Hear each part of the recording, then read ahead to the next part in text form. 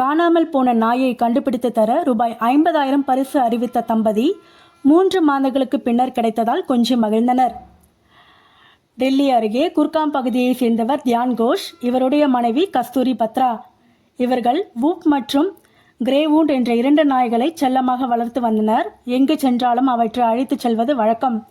கடந்த 3 மாதங்களுக்கு முன்பு தியான் கோஷ், கஸ்தூரி பத்ரா தம்பதி ஆக்ரா சென்றனர். அப்போது தங்களது செல்ல நாய்களையும் அழைத்துச் சென்றனர். அங்கு அவர்கள் ஹோட்டல் ஒன்றில் அறை எடுத்து தங்கினர். பின்னர் 2 நாய்களையும் தங்களது அறையில் பாதுகாப்பாக விட்டுவிட்டு வெளியே சென்றனர். திரும்பி வந்து பார்த்தபோது கிரேவூண்ட் என்ற பெயருள்ள நாய் காணாமல் போய் இருந்ததை பார்த்து அதிர்ச்சி அடைந்தனர். இது தொடர்பாக போலீசில் புகாரும் கொடுத்தனர். ஓட்டலில் இருந்த கண்காணிப்பு கேமரா பதிவை ஆய்ந்திருந்த அறைக்கதவின் வழியே வெளியே சென்றது தெரிய வந்தது. இதையடுத்து அந்த பகுதி முழுவதும் தேடி பார்த்தனர். எந்த தகவலும் கிடைக்கவில்லை.